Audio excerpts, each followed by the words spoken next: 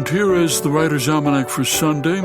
It's the 21st of March, 2021. It's the birthday of the poet Phyllis McGinley, Ontario, Oregon, 1905, who wrote, "A mother's hardest to forgive. Life is the fruit she longs to hand you, ripe on a plate, and while you live, relentlessly she understands you." It's the birthday of Johann Sebastian Bach, born on this day in Eisenach, Germany, in 1685, born into a family of professional musicians. The Bachs were well known as town organists and cantors. Both his parents died when he was young. He was brought up by his brother, a church organist, and he, Bach, when quite young, went to work as an organist for various churches, often had trouble with his employers.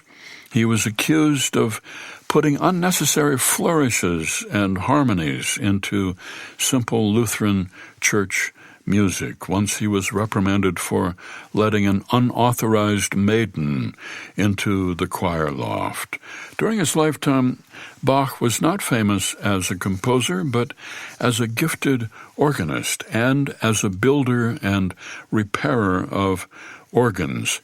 When he died, his estate listed his assets as mainly 19 instruments and various books. None of his compositions were listed as being valuable.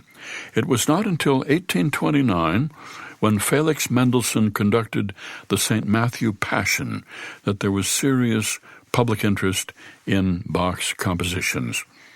When he was praised for his skills as an organist, Bach liked to say, "There's nothing very wonderful about it. You have only to hit the right notes at the right moment, and the instrument does the rest." It's the birthday of the poet Nizar Qabbani, born in Damascus, Syria, 1923, who became one of the most popular poets of the Arab world, wrote more than 20 books of verse.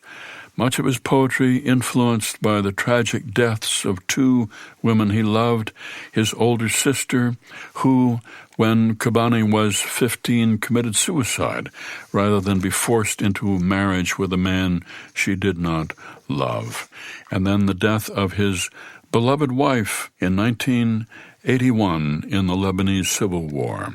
Nizar Qabbani, who wrote romantic, sensual poems demonstrating the need for sexual equality and women's rights, and who, after the death of his wife, lived in Europe until he died. Here's a poem for today, William Shakespeare's sonnet number 30, When to the Sessions of Sweet Silent Thought.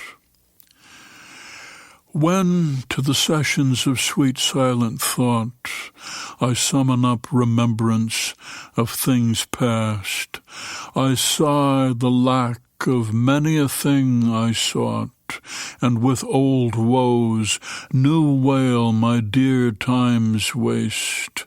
Then can I drown an eye unused to flow for precious friends hid in death's dateless night, and weep afresh love's long since cancelled woe, and moan the expense of many a vanished sight.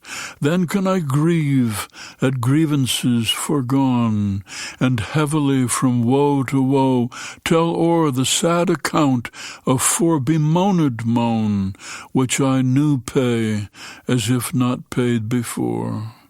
But if, the while, I think on thee, dear friend, all losses are restored, and sorrows end. William Shakespeare's sonnet When to the Sessions of Sweet Silent Thought, his sonnet number 30. That's the Writer's Almanac for Sunday, March the 21st. Be well, do good work, and keep in touch.